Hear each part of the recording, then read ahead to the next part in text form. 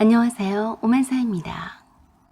제가 어렸을 때부터 한 동네에서 친하게 지내던 집이 있었어요. 바로 건너편에 살고 있었던 집인데요. 저희 엄마와 그 집 아주머니와는 고등학교와 대학교 동창이어서 더욱 가깝게 지냈어요. 그래서 저보다 한 살이 많았던 오빠와도 잘 알고 지냈었죠. 엄마와 자주 왕래를 하고 수박 한 조각도 서로 나눠 먹으면서 주말에는 고기를 구울 때는 서로 함께 모여서 먹기도 했고, 엄마 아빠가 급한 볼일이 있을 때는 하루쯤 그 아줌마네 집에 저와 동생을 맡겨도 될 만큼 친했어요. 물론 그 집의 오빠와 여동생도 저희 집에서 그 아줌마가 바쁠 때에는 저녁을 먹고 가곤 했었죠.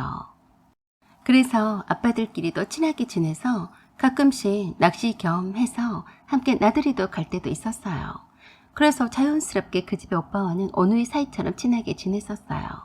그러다가 그 아줌마네가 이사를 가게 되었었죠. 아줌마는 참 교육열이 남달랐던 것 같았어요. 오빠에 대한 기대도 컸던 터라서 좋은 학군을 찾아서 이사를 갔습니다. 그 뒤로 본 적이 없었고 엄마는 가끔씩 동장 친구들에게 소식을 듣곤 했다고 했었죠. 엄마한테 듣기로는 그 아줌마네 큰아들이었던 오빠가 공부를 잘한다는 소문을 익히 들어서 알고 있었어요. 저는 엄마를 통해서 그 오빠 소식을 들을 때마다 조금은 설레었어요. 오빠나 언니가 없던 저에게는 어렸을 적에 그 오빠를 참 좋아했었는데 갑작스럽게 이사를 가는 바람에 어린 마음에도 무척 서운했어요. 오빠라고 잘 따랐었는데 막상 떠나버리니까 그랬었던 것 같았죠. 그런 오빠를 이모가 운영하는 고깃집에서 캐셔 알바를 하고 있었는데 만났어요. 오빠가 학교 친구들이랑 함께 식사하러 왔다고 하더라고요. 처음에는 저는 바빠서 못 알아봤고 오빠가 계산하면서 저에게 물어봤어요. 혹시 탁소영 아니니? 깜짝 놀라서 쳐다봤더니 그 오빠가 맞더라고요. 아, 오빠, 달봉이 오빠? 참 희한했습니다. 그렇게 오랜 시간이 지났는데도 그냥 보면 못 알아볼 수도 있겠지만 제 이름을 부르는 오빠를 보니까 그 옛날의 모습이 고스란히 있더라고요. 오랜만이라서 약간 어색하긴 했지만 무척이나 반가웠어요. 이야, 너 완전히 아가씨가 다 되었다. 이젠 오빠가 말도 잘 못 붙이겠는걸? 어머니랑 아버지 다들 잘 계시지? 응, 너무 오래간만이라 놀랍네. 오빠네 부모님도 잘 계시고, 그리고 오빠 여동생도 많이 컸겠네. 오빠는 함께 온 친구들이 대 6명이나 있었지만 기다리게 하고서는 계산대 옆에 서서 저랑 계속 대화를 나눴어요. 다음 날이 군대 입대일이어서 친구들과 식사하러 온 거라고 했어요. 곧바로 가서 머리를 빡빡 자를 거라면서 저를 만난 것은 무척 반겼습니다. 그리고 군대에 들어가니까 여자친구도 없어서 외로우니까 편지도 보내달라고도 했어요. 휴가 나오면 연락할 테니까 꼭 만나자고 하더라고요. 그래서 제 연락처와 집 주소도 적어갔습니다. 저에게도 오빠의 폰번호도 적어주고 갔었죠. 그리고 다음 날에 저에게 전화를 했어요. 소영아, 전화번호가 맞나 확인 전화했다. 지금 훈련소 바로 앞인데 마지막 전화하는 거다. 훈련소 기간에는 통화 못하니까 훈련이 끝나면 바로 전화할게. 그때 보자. 그런 지 얼마 후에 오빠가 훈련소에서 편지를 보내왔어요. 그러면서 열심히 오빠와 편지를 주고받았었죠. 아주 자연스럽게 오빠가 첫 휴가를 나왔을 때 제일 먼저 저에게 전화를 한 거라면서 만나자고 했습니다. 부대 배치를 받고 난 후로도 제가 면회도 갔었어요. 너무 멀다며 오라고 하진 않았지만 와주기를 바라는 눈치여서 가겠다고 했어요. 그때 오빠가 제 얘기를 오빠의 부모님께 말씀을 드렸던 모양이었는지 제게 연락을 해오셨고 저희 부모님과도 통화를 하셨습니다. 엄마와 같은 대학 동창이라고 해도 서로 동창회 참석을 잘하지 않았던 터라서 그동안 서로 얼굴을 못 보고 세월이 흘렀었죠. 하지만 예전처럼 서로 반가워하셨습니다. 그때 이미 오빠와 나 사이에 어떤 감정이 있음을 눈치를 채신 것 같았어요. 오빠가 저를 좋아하고 있다는 것을요. 그래서 오빠의 아버지가 저에게 면회를 함께 가자고 하셨었죠. 물론 오빠의 어머니도 그러셨고요. 오빠가 배치받은 부대에 가는 긴 시간 동안에 오빠의 어머니가 저에 대해서 이것저것 물으셨어요. 그래서 제가 전문대 입학한 것을 알게 되셨는데 약간 실망하는 눈치셨죠. 제가 초등학교 때는 공부를 꽤 잘한 걸로 기억하고 계셨기 때문에 좋은 대학에 입학했을 걸로 기대하셨던 모양이었어요. 제가 전문대 입학했다고 하니까 뜻밖이라는 그 표정과 돌아서서 한숨을 내쉬는 것을 보고 약간 기가 죽더라고요. 그들을 함께 돌아오는 내내 마음이 불편했습니다. 달봉이 오빠는 휴가가 나오자마자 저희 집으로 찾아와서 엄마 아빠한테 인사를 드렸어요. 마치 친오빠처럼 그렇고 스스럼 없이 저희 가족인 양 행세를 했습니다. 저희 부모님은 친아들이 군대에서 휴가 나온 것처럼 이것저것 맛있는 음식을 해서 배불리 먹였어요. 엄마가 고깃집을 하는 큰이모의 음식 솜씨를 닮아서 정말 맛있게 요리를 하시거든요. 달봉이 오빠는 넉살도 좋게 저희 부모님에게 어머니, 아버지 라고 부르면서 아주 살갑게 대했어요. 그런 달봉이 오빠에게 잊지 않고 찾아준 것이 대견하다며 엄청 이뻐하셨었죠. 하지만 달봉이 오빠만큼 오빠의 어머니는 오래간만에 만난 동창 친구면서도 우리 엄마를 그렇게 반기는 것 같지는 않았어요. 자식들 키우고 집안 살림을 하느라고 그동안에 동창회도 자주 나오지 않았었던 오빠의 어머니나 저희 엄마도 이젠 자주 동창회에 참석을 한다고들 들었지만 따로 만나는 것 같진 않더라고요. 달봉이 오빠가 군대에 간 이후로 저와 오빠와의 사이가 급속도로 가까워졌습니다. 달봉이 오빠는 저에 대한 속마음을 오빠의 부모님께도 숨기지 않았어요. 그래도 별 말씀은 없으셔서 제 학벌이 마음에 안 드는 것 말고는 오빠와 사귀는 것을 반대하리라고는 생각하지 못했습니다. 그렇지만 막상 오빠가 제대를 하자마자 오빠의 어머니가 저를 불러서 오빠랑 사귀지 말라고 하더군요. 내가 너네 둘이 오랜만에 만나서 반가워서 그런가 보다 했다만 절대 사귀는 것은 안 된다. 너도 알다시피 달봉이를 내가 어떻게 키운 자식인데 앞으로는 달봉이가 연락을 해도 만나지 마라. 그때 저는 어린 나이에 그런 말이 충격이었어요. 저도 오빠를 무척 좋아하고 있었던 터라서 그 말이 무척 가슴 아프게 들리더라고요. 솔직히 오빠의 어머니가 달봉이 오빠를 어떻게 키웠는지는 저는 잘 몰라요. 그저 전문대에 들어갔다는 이유로 반대하는 것 같아서 자존심이 매우 상했습니다. 오빠의 어머니가 저에게 철이 없다는 듯이 무섭게 타이르는 듯이 말하는데 반박할 배짱이 저에겐 없었어요. 한없이 의기소침해지고 작아져만 갔었죠. 그래서 한동안 오빠를 멀리하고 우울해했었는데 눈치를 챈 오빠가 오빠의 어머니에게 저와 결혼을 하겠다고 선언했습니다. 아예 못을 박아버리겠다는 심정으로 그랬던 것 같았어요. 그래서 오빠의 어머니는 하지 말라고 하면 오히려 반발심만 키울 것 같으니까 더 이상 이러니 저러니 하고 간섭하지 않고 있었죠. 오빠는 학생 신분이었지만 저와 결혼하고 싶다고 저희 부모님에게까지 와서 말했어요. 그런 오빠를 저희 부모님은 무척이나 좋아하셨고 반대하는 오빠의 어머니를 설득을 하려고 애를 쓰셨어요. 그런 저희 엄마에게 오빠의 어머니가 그러셨다네요. 내가 너랑 친구 사이라서 이런 말까지는 정말이지 하지 않으려고 했어. 네가 아마도 아들이 없어서 며느리 볼 일이 없으니까 내 마음을 이해를 못할 줄은 안다만 세상에 전문대 나온 주제에 어디 S대 나온 사람과 결혼이 가당키는 하는 일이니? 그리고 내가 너에 대해서는 잘 아는데 나도 좋은 집안의 며느리를 보고 싶지 않겠어? 하필 이런 일로 너와 나 사이가 어색하게 돼버린 꼴은 내 책임이 아니다. 분수도 모르는 네 딸을 네가 잘 단속하지 못한 책임이지. 내가 아무리 네가 내 친구라서 무조건 허락할 줄로 알았겠지만 아닌 것은 아닌 거다. 그래서 저희 엄마가 그러셨대요. 그래? 네 아들 참 잘났다. 나도 네가 이렇게 우리 딸이 전문대 다닌다고 괄시하고 무시하는 거 보면서 네 아들과 결혼하라고 등 떠밀지는 않아. 네 아들이 결혼한다고 찾아와서 말한 것뿐이다.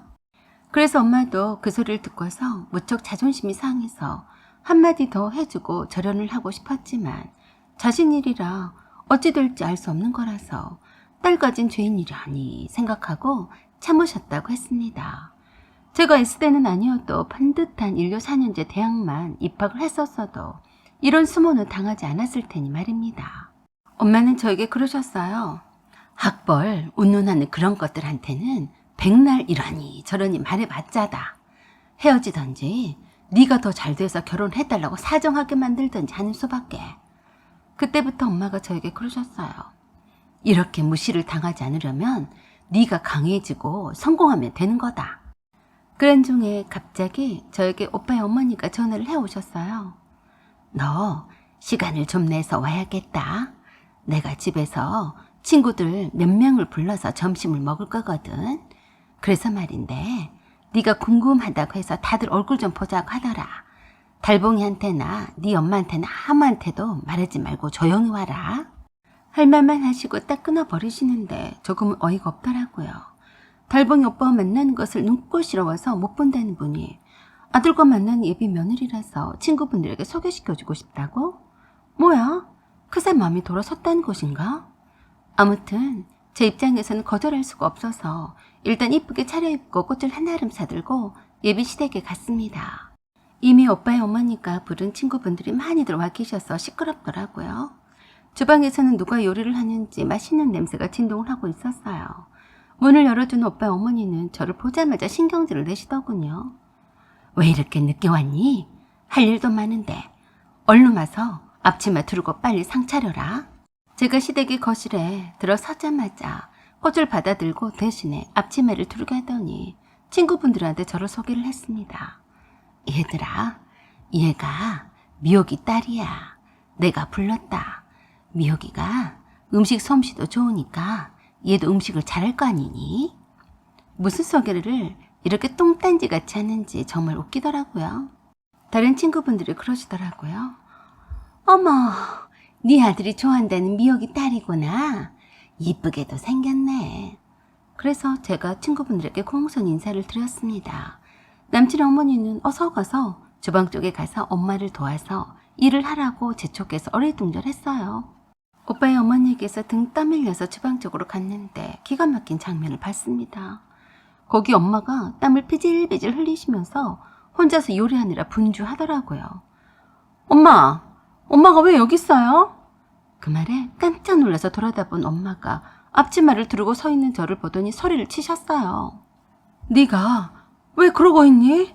얼른 앞치마 벗지 못하니? 그러자 재밌다는 듯이 쳐다보던 오빠의 어머니가 그랬어요. 조용히 하지 못하니? 아무래도 네 혼자서는 손이 딸릴 것 같아서 네 딸을 불렀다. 배고프니까 빨리 상을 차려라. 완전 하인 부리듯이 막말을 하는데 참을 수가 없었습니다. 그래서 제가 앞치마를 벗어서 남친 어머니 얼굴에 던져버리고 엄마 손을 잡고 나가자고 했어요. 엄마, 이런 거지 같은 집에서 얼른 나가요. 그러자 남친 엄마가 뭐? 거지 같은 집? 그래서 제가 그래요. 거지 같은 집이네요. 우리 엄마가 아줌마 하녀예요. 일부러 그러신 것 같은데요. 당신 아들이랑 헤어질 테니까 걱정 말아요. 그리고 엄마가 해놓은 음식들을 다 들어서 주방 밖으로 다 던져버렸어요. 그랬다고 저에게 소리를 지르며 머리채를 잡으려는 오빠의 엄마에게 저희 엄마가 어퍼컷들을 날렸습니다.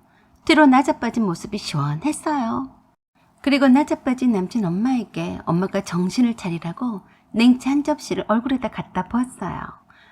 감히 내 귀한 딸을 종처럼 부려먹으려고 불렀니? 누가 내 딸을 너한테 준대? 이거나 처먹어라. 라고 하면서 엄마는 화가 머리 끝까지 나셔서 맛있게 해놓았던 갈비찜이며 맑은 탕국도 다 개수대에 처박았습니다. 그리고 제 손목을 잡고 나오셨었죠. 나와서는 시원하게 한바탕 크게 웃어 제끼고 집에 돌아왔었죠. 저는 그렇게 달봉이 오빠랑 헤어졌습니다. 아니, 헤어진 게 아니라 마음 정리를 해버렸던 거죠. 하지만 달봉이 오빠는 아니었던 것 같았습니다. 끈덕지게 저를 찾아다녔지만 소용이 없는 일이었죠. 저는 그 후로 4년제 대학교에 편입을 해서 약대신학에 성공을 했습니다. 달봉이 오빠는 그때까지도 찌질이같이 저를 못 잊어서 쫓아다녔어요. 그러던 말던지 저는 제 할 일만 열심히 했습니다. 저희 부모님은 친아들처럼 대하던 달봉이 오빠를 자기 맘대로 찾아와도 타일러서 보내곤 했지만 모진 말로 막 대하지는 못했어요. 항상 내 주변에서 뱅뱅 돌기만 할 뿐이었고 제가 맘이 돌아서기만을 기다린다고 했었지만 저는 신경도 쓰지는 않았었죠. 그러다가 제가 선배 약사와 교제를 하고 결혼말이 오고 가게 되자 그때서야 주제 파악이 되었는지 제 주변에서 사라졌습니다. 엄마가 전기 동창에 나가서 청첩장을 돌렸다고 했어요. 거기에 있는 달봉이 오빠 엄마 모습도 살짝 보이는데 제 청첩장을 보더니 놀라 자빠지더라네요. 누구나 다 아는 큰 병원 옆에 있는 대형 약국의 약사가 된 내 소식을 접하게 된 때문이었죠. 자기 입으로 동창 친구들한테까지 S대 나온 자기 아들한테 전문대 나온 미호기 딸이 웬 말이냐며 떠벌리고 다니더니 같은 친구이면서도 우리 엄마를 친구들을 불러다가 놓고 주방 도우미 취급했던 사실을 이미 다 알고 있었는데 거기는 동창 친구들이 수군거리더래요. 어머머, 미호기 딸이 전문대 나왔다고 하지 않았니? 둘째 딸인가? 아니야, 그 딸이 맞아. 아니 그럼 뭐야? 자기 아들 S대 나와서 전문대 나온 미호기 딸이 싫다더니 오히려 미호기한테는 잘 됐네.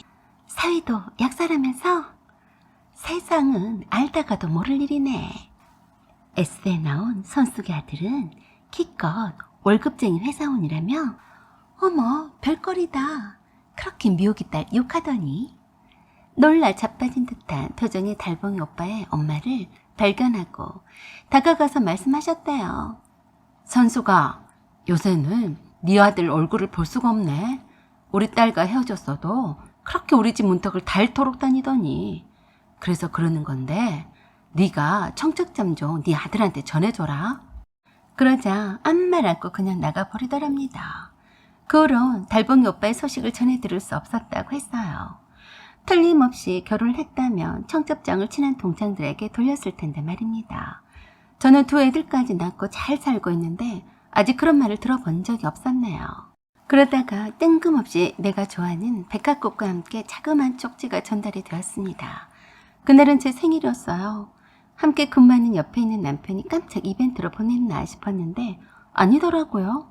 거기는 이렇게 쓰여져 있었어요. 행복하게 사는 모습이 보기 좋아. 나는 이제 우리나라를 떠난다. 다시는 돌아오지 않을 거야. 생일 축하해. 누가 보냈다는 언급도 없어서 혹시나 달봉이 오빠가 아닌가 생각했습니다. 마음속으로 어디서든 잘 살기를 바랬습니다. 사연은 여기까지입니다. 구독과 좋아요 부탁드려요. 감사합니다.